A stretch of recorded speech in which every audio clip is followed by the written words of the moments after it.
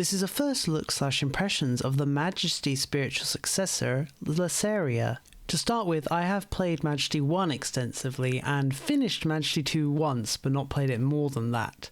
And I think this game is a very good successor to Majesty in the sense that I feel like it's hitting a lot of the same points that Majesty does, while at the same time adding some of its own ideas and mechanics.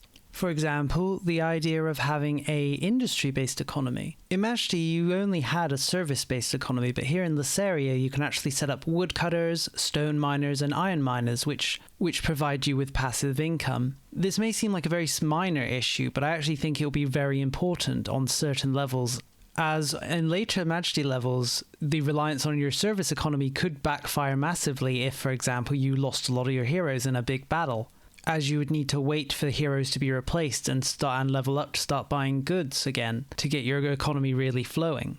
Laseria also has wave attacks. Every few in-game minutes, a wave of enemies will attack your city. The strength of this wave is affected by the amount of time that's passed and the amount of enemy dwellings still existing in the map. I do like this idea quite a bit, as I think Majesty could be a bit static in some levels with no real attacks on your actual town, and the only threat being from the internal sewer dwellings, which of course are in this game as well.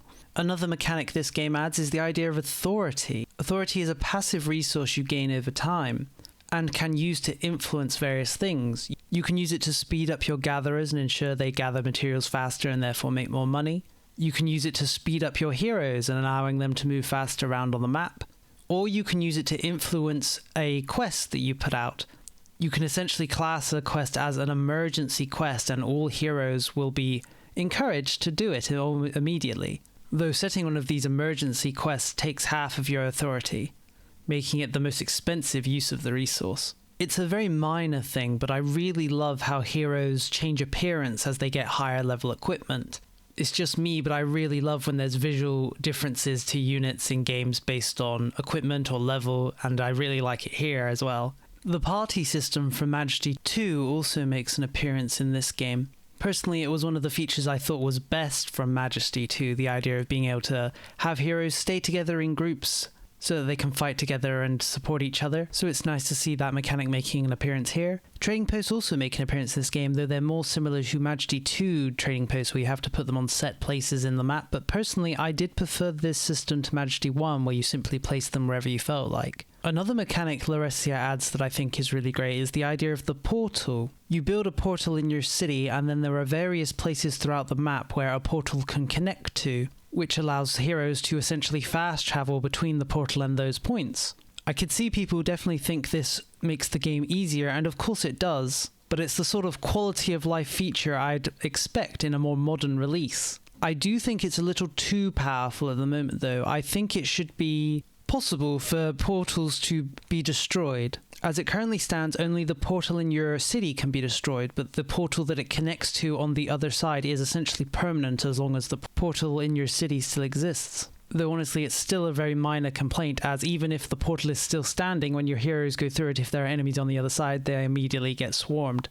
In that way, it might be good to have an option to turn off a portal or to dissuade heroes from going through a certain portal, if you consider it too dangerous. Outside of that, there were a few bugs I noticed, but I'm not sure if it's worth really going over them in a demo. I'll mention them though.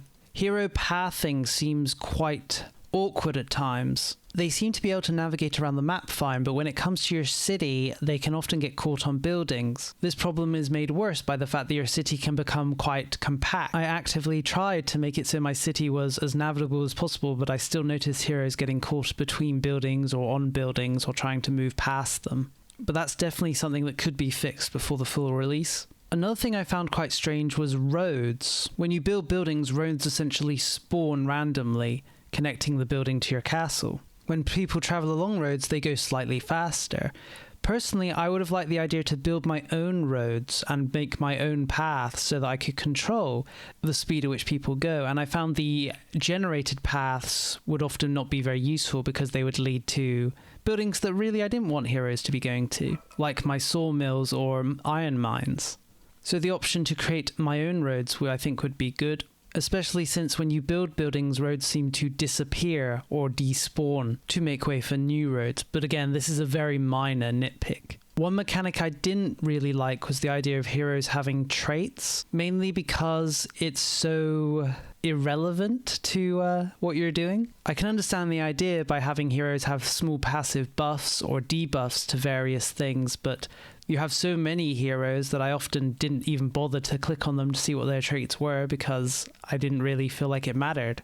Maybe instead of having multiple small buffs or debuffs that give small percentage increases to various stats like speed or attack speed, it'd be better to have one or two unique traits that actually affect a hero's personality.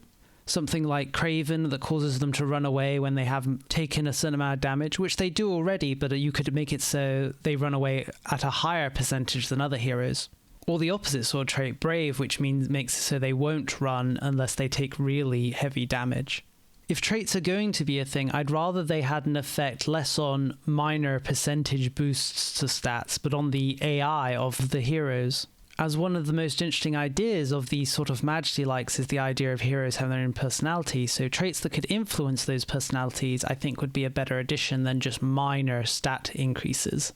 I also played these levels on the highest difficulty, and the game was a reasonable challenge, I think. To be honest, I'd rather we not get Majesty levels of difficulty, because some of the later levels in Majesty were truly hellish, even on normal difficulty. But difficulty is a fine line to balance for, and these are only the first 3 missions. I do hope the game keeps up the level of difficulty at least, as I think it's close to being too easy, though keep in mind this is of course the first 3 missions. Overall, I was very impressed by this demo, and I actually really enjoyed playing it. It was one of those demos where I wanted to play more after I'd finished it. This is a publicly available demo, so if you're interested, you can try it yourself. The game is supposedly going to release in October 24th, so I'm not sure if the problems I have with the game will really be solved in that amount of time. But even if they're not, I think the game was a very good Majesty successor, and I'm looking forward to playing the game fully. What are your thoughts? Have you tried the demo, or do you have thoughts just from seeing the gameplay in this video? Be sure to let me know, I'd be very interested to see what people think, especially if you're a Majesty veteran like me, though I do feel veterans tend to be a little too critical of spiritual successors, and as we're unlikely to ever get another Majesty game, I'd very much like to see other developers taking a crack at the formula, and luckily it does seem like there are some people trying to make their own Majesty likes. Crown of Greed is an example of another one that's coming out next year, supposedly. Maybe I should make a video about that game's demo. Let me know what you think. Thank you for watching, and see you next time.